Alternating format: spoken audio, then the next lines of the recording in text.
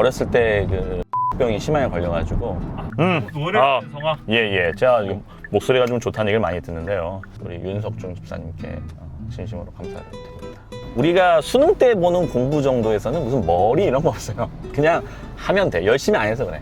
간단하게 본인 소개 부탁드릴게요. 안녕하십니까. 저는 현재 영어 강사로 20년 넘게 일하고 있고 세종시에 있는 말레버학원 그리고 리딩리더 아카데미 세종 아름점과 보람점을 운영하고 있는 김형일 원장입니다. 반갑습니다. 옛날로 좀 거슬러 올라가서 예. 또 영어에 언제부터 좀 관심이 있었어요? 영어는 이제 저 같은 경우는 중학교 때 처음으로 영어를 배웠거든요. 근데 영어라는 게 되게 뭔가 신기해 보이고 외국 사람하고 막 말도 할 수 있고 약간 그 동경 있잖아요. 예. 미국에 대한 로망. 제가 약간 좀 어렸을 때 그 미국병이 심하게 걸려가지고 미국병이 심하게. 왠지 나는 미국을 가야 될 것 같고 왠지 내가 미국에 가면 뭔가 내가 뭐 하버드를 가고 막 거기서 막 최고로 성공하고 약간 그럴 것 같은 그 말도 안 되는 그 상상이 미국병 걸렸으니까 영어를 해야지. 그래서 이제 중학교 가자마자 영어라는 걸 배울 때 또 다행히 이게 재밌고 잘 맞더라고. 저 인생에 큰 영향을 미친 두 개가 하나는 영어고 하나는 이제 컴퓨터인데 그때는 컴퓨터를 가진 사람 자체가 정말 거의 없는 그런 시대였는데 집에서 이제 컴퓨터 생기니까 뭐예요? 게임하죠. 네, 게임이 다 뭘로 돼 있어? 다 영어로 돼 있죠. 게임을 하려면 영어를 공부를 해야 되는 거야. 그러니까 미국병은 걸렸는데 당장은 게임을 해야 되니까 영어랑 더 빨리 친해지지 않았나. 그럼 되게 약간 금수저 아닌가요? 뭐 집에 그렇게 그건 아니고. 그러면 영어 성적이 좀 계속 좋았나요? 영어는 항상 최고였어요. 내가 잘한다 생각을 하면 계속 잘하게 되는 거 있죠. 뭣도 모르고 내가 좀 잘한다라고 착각을 하니까 열심히 하게 되고 열심히 하려고 하니까 또 잘하게 되고 잘하다 보니까 또 열심히 하게 되고 어떤 그런 좀 긍정적인 선순환이 오지 않았나. 영어를 전공하신 거죠? 이게 또 스토리가 좀 긴데 처음에는 영어로 전공을 안 했어요. 그러니까 왜 그러냐면 저는 영어를 너무 좋아하고 잘하고 싶은데 제 주변에서 영어를 잘하는 사람들은 거의 대부분 이제 해외 물을 먹은 사람이죠. 외국 교포라든가 외국을 갔다 왔거나.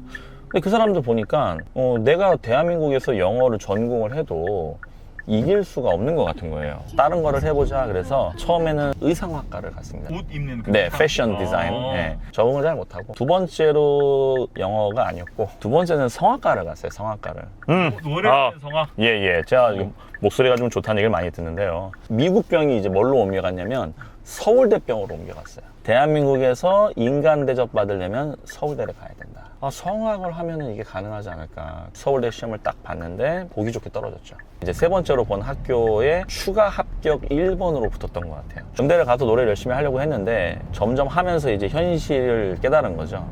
대한민국에서 노래를 불러서 먹고 산다라는 게 녹록지가 않구나. 음악을 업으로 삼지 않은 것은 참 다행이다. 왜냐면은 제 재능으로는 아마 입에 풀칠하기 힘들었을 것 같아요. 음대도 그만두신 건가요? 그렇죠. 음대는 또 이제 어떤 게 있었냐면 그 성대 결절이라고 있습니다. 근데 이제 성대 결절이 와가지고 수술을 이제 하라고 하는 거예요. 자연 치유하는 경우가 되게 많거든요. 그래서 그냥 군대 갔다 오자. 제가 또 이제 허리가 상태가 안 좋더라고요. 보통 같았으면 면제까지는 아닌데 면제를 받아 버린 거죠. 뭐 이게 군대를 못 가고 그렇다니 다시 학교를 갈 수는 없고 방황이 좀 이제 시작됐죠. 그 방황을 하는 와중에 되게 은인을 만났는데 교회에 같이 다니던 집사님이 한 분 계셨는데 그분이 그 분당에 있는 그 큰 영어 학원에 이제 뭐 부원장님 격으로 계셨는데 저보고 와서 아르바이트 하라고.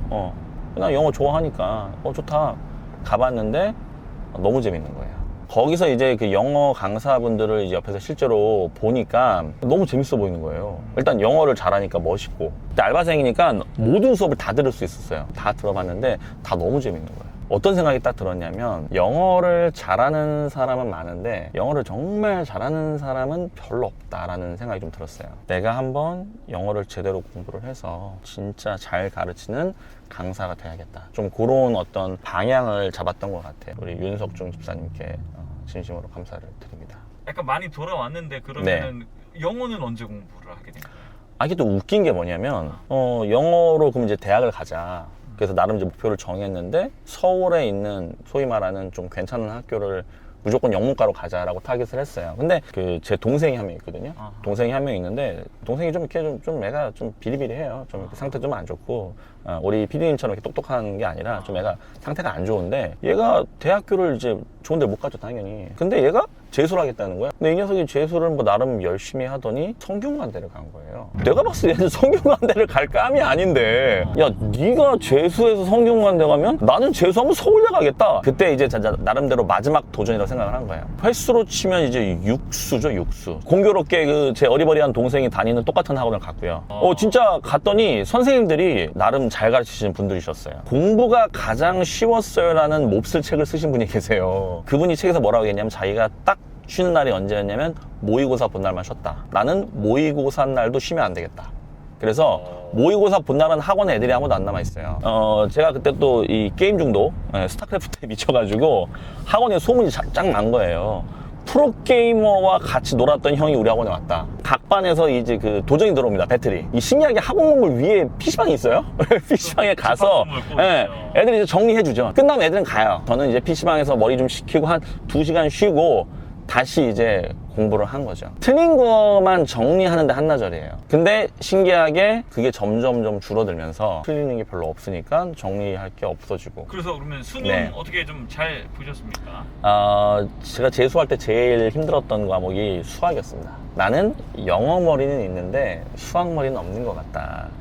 근데 나중에 이제 그 개소리인 걸 알았죠. 우리가 수능 때 보는 공부 정도에서는 무슨 머리 이런 거 없어요. 그냥 하면 돼. 열심히 안 해서 그래. 그러니까 아이러니하게 영어과를 가기 위해서 1년 동안 수학만 공부를 했어요. 그래도 진짜 미친 듯이 수학을 잡으니까 처음으로 수학 점수가 오르더라고요. 50점. 그리고 마지막 모의고사 때 수학을 처음으로 80점 만점에 70점을 맞았거든요.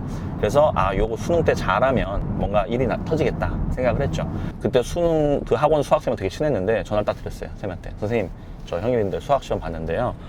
다 맞은 것 같습니다. 그래서 선생님이 이제 그걸 아니까 웃기지 말고 그냥 남은 거 잘 보고 오라고. 그래서 실제로 수능 때 수학을 제가 만점을 받았습니다. 진짜 수능 만점 받았습니다. 만점? 네, 만점.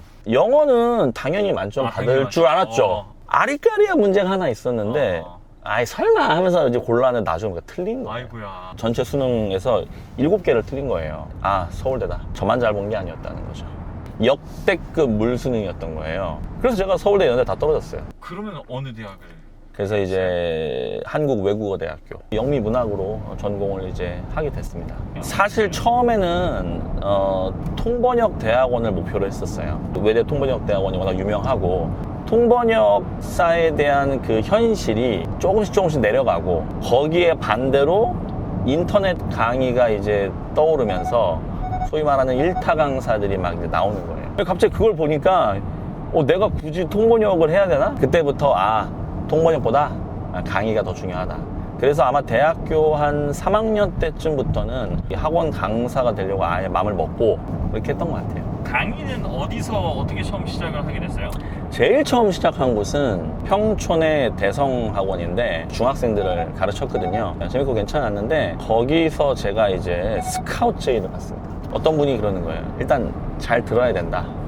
소위 말하는 리스닝. 나 듣기 자신 있지. 딱 갔는데 그분이 나한테 영화를 딱 들려주시면서 들리냐는 거예요. 하나도 안 들리더라고. 다시 한번 들어달라고. 안 들리는 거예요. 안 들린다. 그랬더니 뭐라고 하냐면 이 우리말과 영어의 발성 자체가 다르다. 그래서 영어식 발성을 배우지 않으면 이 영어가 안 들린다. 이 얘기를 딱 하시는 거예요. 혹하잖아요.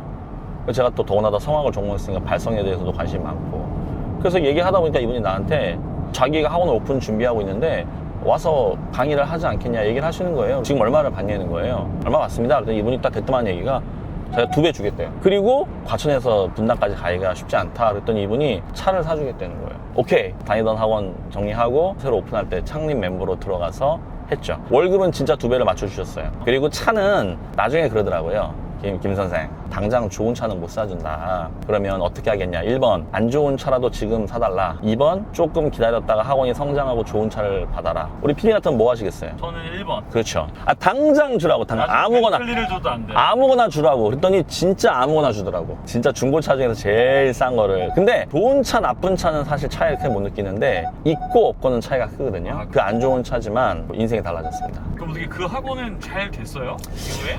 이분이 약간 좋게 말하면은 카리스마가 넘치고 나쁘게 말하면 약간 사이비 교주 같은 좀 느낌이 있어요. 그러니까 이분의 방법이 절대적인 건 아닌데 이분은 그거를 절대적으로 주장을 하세요. 갈등이 생기다가 빠이빠이 했던 것 같아요. 그러면 이제 그 학원을 그만두고 네. 나서는 또 어떻게 이제 커리어가 이어졌어요? 어디를 가야 되나 이제 고민을 많이 하다가 기존에 있는 제도권 강자들을 내가 연구를 해봐야겠다. 근데 제가 거길 나와보니까 객관적으로 저를 보게 된 거죠. 마침 운 좋게 그 아는 지인이 그 정상화원 대치동에 다니고 계셨습니다.